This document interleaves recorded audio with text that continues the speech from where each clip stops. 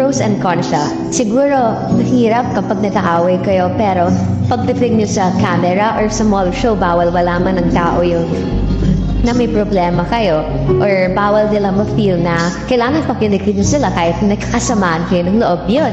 Tapos siguro isa sa hindi cons yung private life nyo, parang hindi kayo makakaalis agad kasi ang daming mata sa inyo na parang konting mali lang.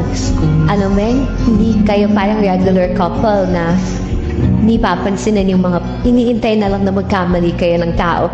Pero yung good thing done is we grew together. Sa lahat ng mga ginagawa, sa lahat ng mga projects, parang iba yung feeling kapag may kasama ka. And mas secure yung feeling ko because DJ was there.